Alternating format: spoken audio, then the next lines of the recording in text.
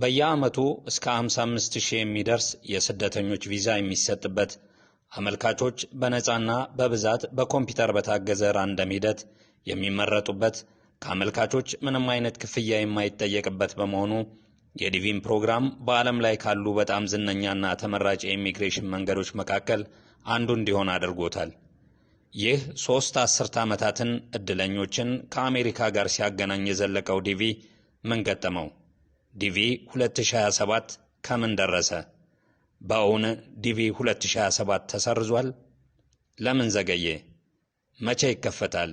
ምን አይነት ለውጦችስ ይዞ ይመጣል?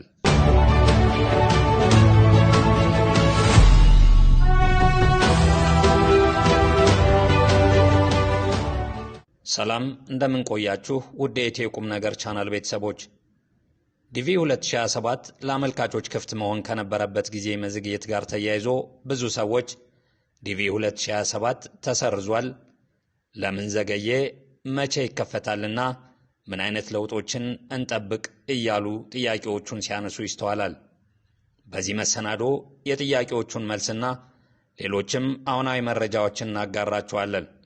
በተለይ በዳይቨርሲቲ ቪዛ ወይም ዲቪ ሎተሪ መንገድ ወደ አሜሪካ በህጋዊ መንገድ መምጣት የምትፈልጉ ከሆነ ይህ ቪዲዮ ለእናንተ ነው። ፕሬዚዳንት ዶናልድ ትራምፕ ወደ ስልጣን ድጋሚ በመጡ ማግስት አስጀምረዋለሁ ያሉት በገንዘብ ሊሰጥ የሚችል የአሜሪካ ቪዛ ቃል በገቡት መሰረት በዚህ ሳምንት በይፋ አስጀምረዋል። ይህን በተመለከተም መረጃዎችን ይዘንላችሁ ቀርበናል። በድጋሚ አብራችሁ ቆዩ።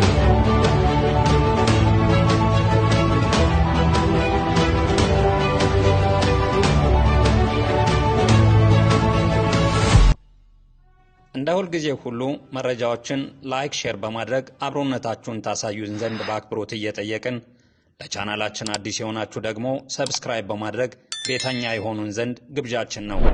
የደወል ምልክቷን ሲጫኑ ደግሞ እኛን ለማድመጥ ቀዳሚ ይሆናሉ። በድጋሚ አብራችሁን ቆዩ።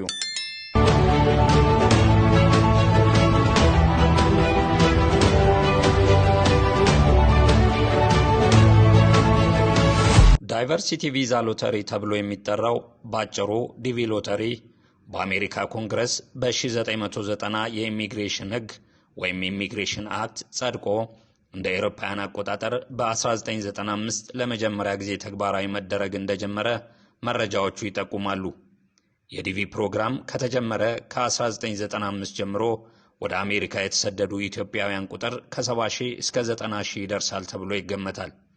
ኢትዮጵያ ብዙውን ጊዜ በየዓመቱ ዲቪ ብዙ ሰዎች ከሚያሸንፉባቸው ከላይኞቹ ከ5 እስከ 10 አገሮች ተርታ ትመደባለች።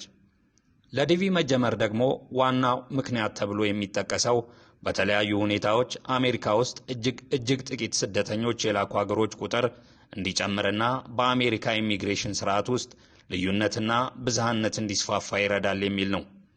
የዲቪ ፕሮግራም ከመጀመሩ በፊት አብዛኞቹ ወደ አሜሪካ የሚመጡ ስደተኞች ከጥቂት ሀገሮች ብቻ ነበሩ። የዲቪ ሎተሪ ፕሮግራም ግን ከአፍሪካ፣ ከምስራቅ አውሮፓ፣ ከእስያና ከሌሎች በቂ ውክልና ያልነበራቸው ሀገሮች ለሚመጡ ሰዎች ፍትሐዊ ዕድል የሰጠ በመሆኑም በዋናነት ይጠቀሳል። በየዓመቱ እስከ 55,000 የሚደርሱ ስደተኞች ቪዛ የሚሰጥበት፣ አመልካቾች በነፃና በብዛት በኮምፒውተር በታገዘ ራንደም ሂደት የሚመረጡበት፣ ከአመልካቾች ምንም አይነት ክፍያ የማይጠይቅ በመሆኑ የዲቪ ሎተሪን ፕሮግራም በዓለም ላይ ካሉ በጣም ዝነኛና ተመራጭ የኢሚግሬሽን መንገዶች መካከል አንዱ እንዲሆን አድርጎታል።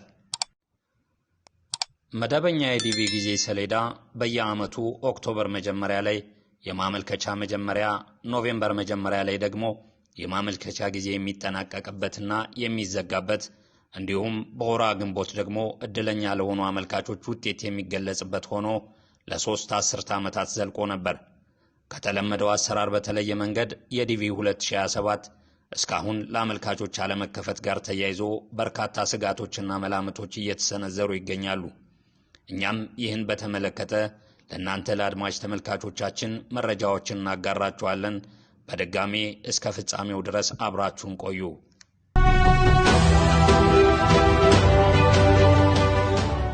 ለመሆኑ ከዲቪ 2027 ጋር በተያያዘ ምንድነው እየሆነ ያለው?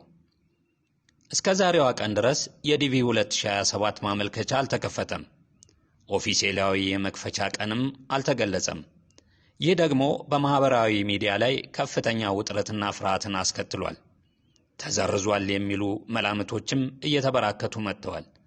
ነገር ግን ለመረጃው ቅርበት ያላቸው ሰዎች ደግሞ መዘግየት ማለት መሰረዝ አይደለም፣ በዲቪ ታሪክ ውስጥ እንዲህ ያሉ መዘግየቶች ከዚህ ቀደምም ተፈጥረዋል ሲሉ ሐሳባቸውን ይሰጣሉ።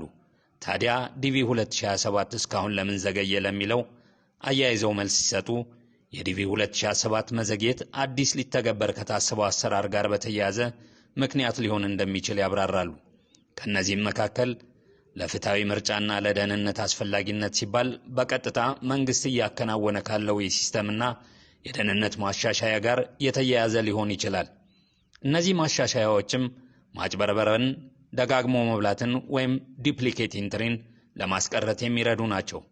በተለይ በዲቪ 2027 አመልካቾች ላይ ለመጀመሪያ ጊዜ ይተገበራል ከተባለው የማይመለስ $1 ክፍያ ጋር በተያያዘ ደህንነቱ የተረጋገጠ የክፍያ ስርዓት ማበጀት አስፈላጊ በመሆኑ መዘግየቱ ተጠባቂ ያደርገዋል ይላሉ። የዲቪ 2027 ማመልከቻ የሚካሄድበት ወራት የምርጫ ወቅት፣ የኢሚግሬሽን ፖሊሲ ውይይቶች የሚካሄዱበትና ውስጣዊና ህጋዊ ግምገማዎች የሚካሄዱበት በመሆኑ እነዚህ ፖለቲካዊ ምክንያቶች ለመዘግየቱ ምክንያት ሊሆኑ ይችላሉ የሚሉ ግምቶችም እየተሰጡ ይገኛሉ። በተጨማሪም የአሜሪካ ዜግነትና የስደተኞች አገልግሎት ላይ የአስተዳደር ጉዳዮችና የተከማቹ ጉዳዮች፣ ለአብነትም የጥገኝነት ጉዳዮች፣ በቤተሰብ መሰረት የሚሰጡ ቪዛ ጉዳዮችና ካለፈው ዓመት ያላለቁ የዲቪ ጉዳዮች የዲቪ 2027 ላይ መዘግየት እንደፈጠረ ይገመታል። ይሁንና እነዚህ ግምቶች ቢቀመጡም 2025 ኖቬምበር 5 ቀን በአሜሪካ ስቴት ዲፓርትመንት በኩል ዲቪ 2027ን አስመልክቶ የማመልከቻ ጊዜ እንዲዘገይ ተደርጓል። በቀጣይም የሚከፈትበትን ጊዜ በይፋ እናሳውቃለን ብሎ ከማሳወቅ በቀር ሌላ ተጨማሪ ኦፊሴላዊ ማብራሪያ እስካሁን አለመሰጠቱ ይታወቃል። ከዚህ ጋር በተያያዘ የተለመዱ የዲቪ 2027 ሐሰተኛ ወሬዎች እየተሰራጩ ይገኛሉ። ከነዚህም ውስጥ ዲቪ 2027 ተሰርዟል፣ አፍሪካ ከዲቪ 2027 ውጭ ተደርጋለች፣ ለዲቪ የኤጀንት ክፍያ መከፈል ተጀመረና ዲቪ ቀድሞ ገንዘብ ይጠይቃል የሚሉ ሐሰተኛ ወሬዎች ይገኙበታል።